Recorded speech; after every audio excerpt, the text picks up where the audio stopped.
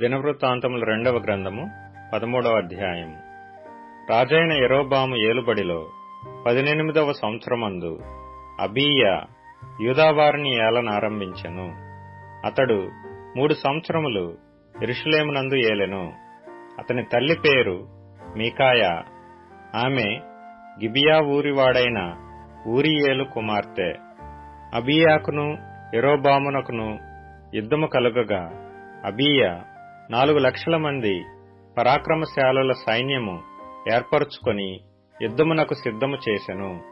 యెరోబామును 8,00,000 మంది పరాక్రమశాలులను ఏర్పరచుకొని అతనికి ఎదురుగా వారిని యుద్ధమునకు వ్యూహపరచెను. అప్పుడు అబీయా ఎఫ్రాయిము మన్యమందుండు శమరాయిము కొండ మీద నిలిచి ప్రకటించినదేమనగా, యెరోబామా, ఇశ్రాయేలు వారలారా, మీరందరూ నాకు చెవియొగ్గుడి. ఇశ్రాయేలు రాజ్యమును ఎల్లప్పుడూ ఏలునట్లుగా ఇశ్రాయేలీల దేవుడైన యెహోవా దావీదుతోనూ అతని సంతతి వారితోనూ భంగము కాజాలని నిబంధన చేసి దానిని వారికిచ్చునని మీరు తెలుసుకొందురు గదా. అయినను దావీదు కుమారుడైన సొలొమోనుకు దాసుడును నెబాతు కుమారుడునగు యెరోబాము పనికిమాలిన దుష్టులతో కలిసి లేచి తన యజమానుని మీద తిరుగుబాటు చేసెను. సొలొమోను కుమారుడైన రెహబాము ఇంకనూ బాల్యదశలో నుండి ధైర్యము లేనివాడై వారిని ఎదిరించుటకు తగిన శక్తి లేకున్నప్పుడు వారు అతనితో యుద్ధము చేయుటకు సిద్ధమైరి. ఇప్పుడు దావీదు సంతతి వారి వశముననున్న యెహోవా రాజ్యముతో మీరు యుద్ధము చేయ తెగించెదమని తలంచుచున్నారు. మీరు గొప్ప సైన్యముగా ఉన్నారు. యెరోబాము మీకు దేవతలుగా చేయించిన బంగారు దూడలను మీ యొద్ద ఉన్నవి. మీరు అహరోను సంతతి వారైన యెహోవా యాజకులను లేవీయులను త్రోసివేసి అన్యదేశముల జనులు చేయునట్లు మీ కొరకు యాజకులను నియమించుకొంటిరి గదా. ఒక కోడితోనూ 7 గొర్రె పొట్టేళ్లతోనూ తన్ను ప్రతిష్ఠించుటకై వచ్చు ప్రతివాడు దైవములు కాని వాటికి యాజకుడగుచున్నాడు. అయితే యెహోవా మాకు దేవుడైయున్నాడు, మేము ఆయనను విసర్జించిన వారము కాము. అహరోను సంతతి వారు యెహోవాకు సేవ చేయు యాజకులై యున్నారు.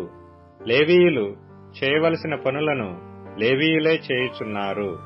వారు ఉదయాస్తమయములయందు యెహోవాకు దహన బలులు అర్పించుచు సుగంధ ద్రవ్యములతో ధూపము వేయుచు పవిత్రమైన బల్ల మీద సన్నిధి రొట్టెలు ఉంచుచు బంగారు దీపస్తంభమును ప్రమిదలను ప్రతి సాయంత్రము ముట్టించుచు వచ్చుచున్నారు. మేము మా దేవుడైన యెహోవా ఏర్పరిచిన విధిని బట్టి సమస్తము జరిగించుచున్నాము గాని మీరు ఆయనను విసర్జించిన వారైతిరి. ఆలోచించుడి, దేవుడే మాకు తోడై మాకు అధిపతిగానున్నాడు. మీ మీద ఆర్భాటము చేయుటకై బోర్లు పట్టుకొని ఊదునట్టి ఆయన యాజకులు మా పక్షమున ఉన్నారు. ఇశ్రాయేలు వారలారా, మీ పితరుల దేవుడైన యెహోవాతో యుద్ధము చేయకుడి, చేసినను మీరు జయమొందరు.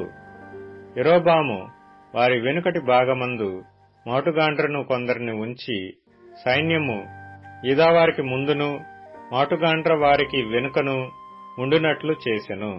యూదావారు తిరిగి చూచి యోధులు తమకు ముందును వెనుకను ఉన్నట్టు తెలుసుకొని యెహోవాకు ప్రార్థన చేసిరి.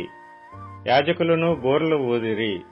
అప్పుడు యూదావారు ఆర్భటించిరి. యూదావారు ఆర్భటించినప్పుడు యెరోబామును ఇశ్రాయేలు వారందరూ అబీయా ఎదుటను యూదావారి ఎదుటను నిలవలేకుండునట్లు దేవుడు వారిని మొత్తినందున ఇశ్రాయేలు వారు యూదావారి ఎదుట నుండి పారిపోయిరి. దేవుడు వారిని యూదావారి చేతికి అప్పగించినందున అబీయాయును అతని జనులను వారిని ఘోరముగా సంహరించిరి. ఇశ్రాయేలు వారిలో 5,00,000 మంది పరాక్రమశాలులు హతులైరి. ఈ ప్రకారము ఇశ్రాయేలు వారు ఆ కాలమందు తగ్గింపబడిరి గాని యూదావారు తమ పితరుల దేవుడైన యెహోవాను ఆశ్రయించిన హేతువు చేత జయముందిరి. అబీయా యెరోబామును తరిమి బేతేలును దాని గ్రామములను యెషానాను దాని గ్రామములను, ఎఫ్రోనును దాని గ్రామములను పట్టుకొనెను. అబీయా బ్రతికిన కాలమున యెరోబాము మరలా బలము పొందలేదు. యెహోవా అతని మొత్తినందున అతడు మరణమొందెను. అబీయా వృద్ధి నొందెను. అతడు 14 మంది భార్యలను వివాహము చేసుకొని 22 కుమారులను 16 కుమార్తెలను కనెను. అబీయా చేసిన ఇతర కార్యములను గూర్చియు, అతని చర్యను గూర్చియు, అతని కాలమున జరిగిన సంగతులను గూర్చియు ప్రవక్త అయిన ఇద్దో రచించిన సటీకా గ్రంథమునందు రాయబడి ఉన్నది.